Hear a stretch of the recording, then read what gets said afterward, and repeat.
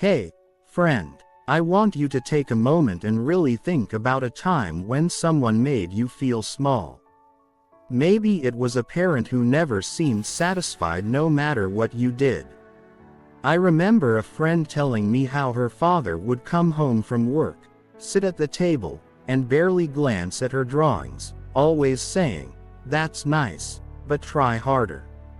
She loved drawing, yet every compliment felt tiny, almost meaningless.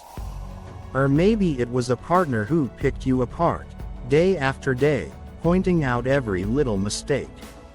A young man I know described feeling like he was walking on eggshells in his first relationship, always trying to say the right thing, and never feeling enough. Maybe a friend turned away just when you needed them most, or a coworker seemed determined to undermine everything you worked so hard for, like the woman who stayed late every night to finish her project, only to have her colleague take credit in the meeting. Think about those moments. Did you spend weeks, maybe months, even years, replaying them in your head, asking yourself what you did wrong? Did you search for the flaw inside yourself, the one thing you said or did that caused it? If you did, that's completely natural. Most of us do the exact same thing. But here's the truth. You've been asking the wrong question all this time. The way those people treated you had almost nothing to do with you, and understanding why can free you in ways nothing else ever will. Most of us walk around assuming we know ourselves. We know our likes, our goals, our values. We think we understand the kind of people we want around us. But modern psychology and decades of research tell us something incredible. Your conscious mind, the part you are aware of right now, is only a tiny fraction of what's really driving your life. Somewhere between 80 and 95% of your decisions, your emotions, and the relationships you choose are happening below your awareness, quietly shaping your life without you even realizing it. I once heard about a man who kept ending up in friendships where he was the one giving everything and getting nothing back. On paper, he thought he was choosing wisely, but unconsciously, he was drawn to the same patterns. Carl Jung, a famous psychiatrist, called this hidden part of ourselves the shadow. It's not mystical or scary. It's simply the parts of yourself you were taught to hide. Maybe you learned that showing anger was bad, or asking for help made you selfish, or that crying was weak. All those parts of yourself that you pushed away didn't disappear, they went underground. They became part of your shadow. Whatever you bury in your shadow doesn't stay quiet. It becomes a hidden force that shapes the people you attract, how you respond to them, and the way you allow yourself to be treated. Imagine a young woman whose mother constantly told her, "Don't be selfish, just give."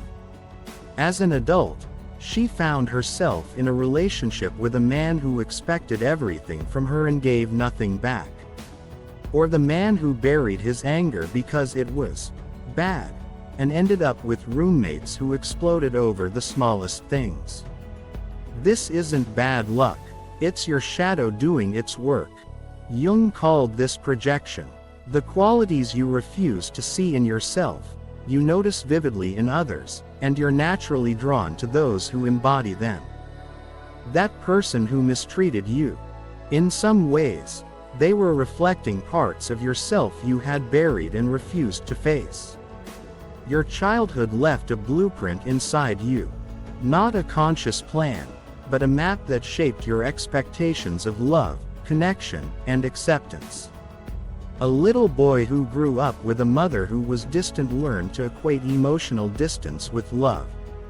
Later, he found himself in relationships where his partners were emotionally unavailable, not because he sought pain, but because his nervous system was looking for what it knew. A girl whose father constantly criticized her learned to expect critique as a normal part of care. As an adult, she was drawn to people who would evaluate her the same way. This pattern is biology and psychology at work, and none of it is your fault. But the incredible part is this: once you see the pattern, you are no longer trapped by it. Awareness is freedom. Then there's the persona, the version of yourself you show to the world. Maybe you learn to always be dependable, always helpful, always fine, so people would like you and accept you. A friend once told me how she always volunteered to help everyone, even when she was exhausted, because she didn't want to disappoint anyone. But over time, she realized that the people who took advantage of her weren't just bad people. They were drawn to her willingness to absorb everything without pushing back. You weren't weak. You were strong. Your empathy, your openness, your generosity, they are gifts. But if they aren't paired with boundaries, they can invite people who take everything you offer without giving back. The answer isn't to shut down or stop caring. It's to become whole. Jung called it individuation. I like to call it simply becoming whole. It means reclaiming every part of yourself you abandoned. The anger you buried, the needs you silenced, the voice you muted, the strength you gave away to keep peace.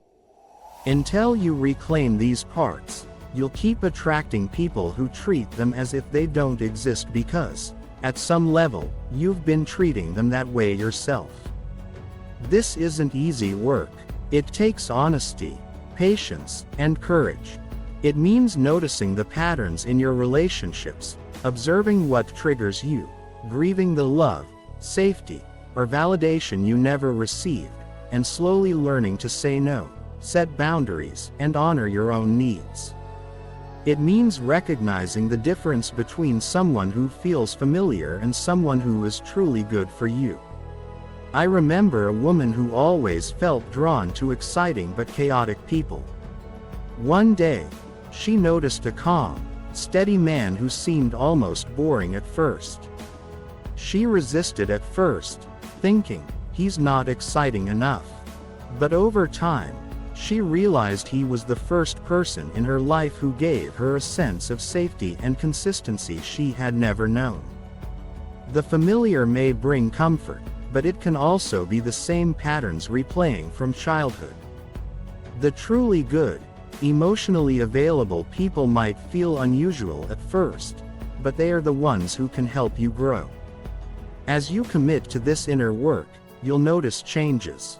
People who once consumed your attention lose their grip. Drama no longer pulls you in the way it once did. A friend described this moment as waking up after years of fog. Suddenly, situations that used to throw her into spirals of anxiety felt manageable. New people start appearing in your life, calm, consistent, capable of real connection. Your wounds become wisdom, your pain becomes guidance. The people who mistreated you weren't random. They were showing you where you had abandoned yourself. And now that you can see it, you have a choice. You can keep telling the story of being hurt, or you can tell a new story, the story of someone who is becoming whole. You don't have to be perfect, and you don't have to wait until you are fully healed. You start today. One honest conversation, one boundary held, one moment where you choose yourself. The pattern ends the moment you decide it ends. You have survived everything life has thrown at you, and now it's time to build something different. This is your life, and you are just getting started.